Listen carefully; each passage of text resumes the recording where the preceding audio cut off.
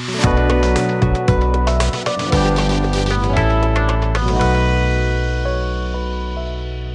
set the stage.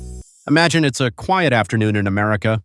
People are minding their business, eating sad little burgers, when, boom, a wild chicken sandwich appears.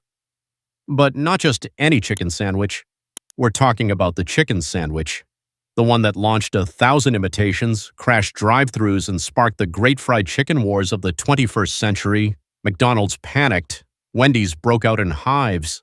Popeye said, "Hold my biscuit." Everyone scrambled, pun absolutely intended, to catch up.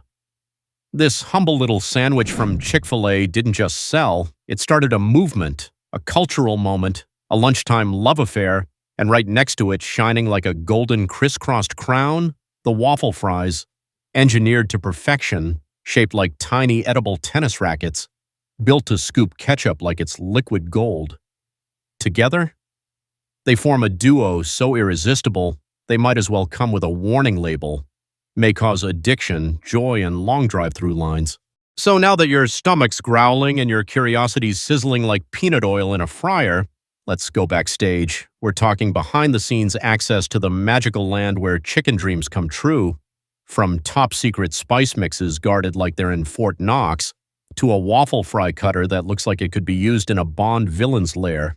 We're pulling back the curtain, grabbing a hairnet, and diving deep into how Chick-fil-A turns chicken and potatoes into a national obsession.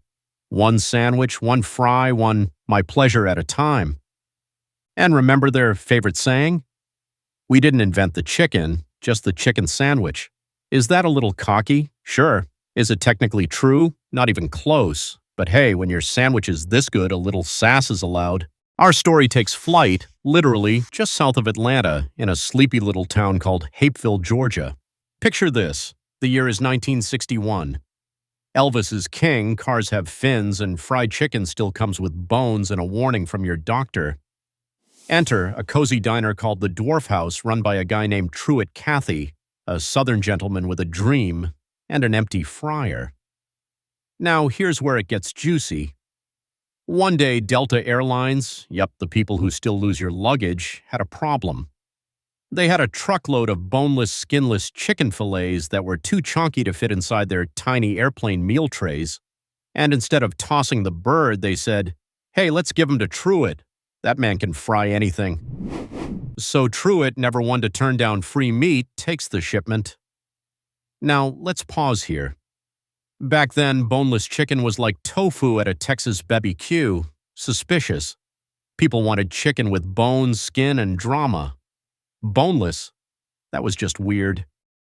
But Truett saw something different. He looked at those oversized chicken slabs and thought, challenge accepted. So here's the part they don't teach you in culinary school, the accident that changed fast food history. Back in that tiny kitchen at the Dwarf House, Truett starts experimenting.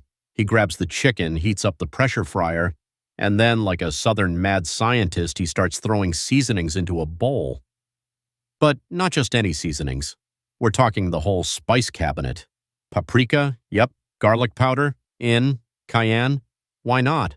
Some mystery powder from the back-labeled, nay. In it goes, no measurements, no plan, just pure southern chaos.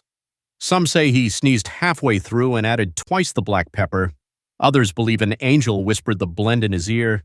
We may never know the truth. What we do know is that this wild mix, it slapped. Truett tasted it and said, "Mercy, what have I done?" And thus the secret Chick-fil-A seasoning was born. To this day, that very recipe is locked in a vault at the company's HQ, guarded like it's the nuclear codes, or the last waffle fry in the bag. Now Truett had his magic chicken, spicy, crispy, singing with flavor, but he wasn't done. Oh no, he needed a stage worthy of this bird. So what does he grab? A humble hamburger bun, no sesame seeds, no fancy ciabatta, just your average soft bun, like the kind you'd use at a backyard BBQ. Then he butters it, generously, southern style, and as if to say, you know what this needs? A little chaos. He adds 2 slices of dill pickle, cold, sour, and completely unexpected. No lettuce, no tomato, no secret sauce, Just fried chicken, buttered bun, and pickles. That's it. Minimalist, bold, kind of weird, kind of genius. And somehow it worked, like really worked. One bite and people were like, wait, this is it? This is all you need? And the sandwich was like, yep, you're welcome. Now Truett had a sandwich, a dang good sandwich, but it needed a name, something catchy, classy, maybe a little poultry punish. So he gets creative. Chick for chicken, obviously. Then filet, short for filet and grade A quality. You know, because nothing screams gourmet like spelling it totally wrong on purpose. And voila, Chick-fil-A was born. No, it's not French. No, you're not supposed to pronounce the filet like it's on the menu in Paris. But it worked. It looked fancy. It sounded premium. And most importantly, it told you exactly what you were getting. Chicken, fancy spelling, A+ vibes.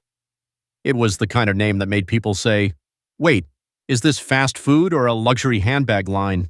So now you've got a chicken sandwich with a cult following and a name that sounds like it could launch a perfume line. What's next? Scale it. Put that bird on every street corner from Atlanta to Anchorage. Enter the drive-thru, a glorious invention that says, you don't have to get out of your car to achieve happiness.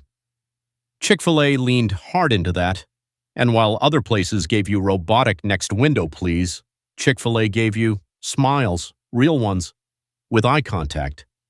They trained their staff not just to be polite, but to be Southern-level polite. We're talking yes ma'am, no sir, and the now legendary my pleasure. You say thank you, they say my pleasure like you just handed them a puppy and a tax refund. It was fast food but with emotional support, and customers loved it. Suddenly, buying a chicken sandwich felt like getting hugged by your grandma who also runs a 5-star hotel. Before you knew it, Chick-fil-A wasn't just that chicken place at the mall anymore.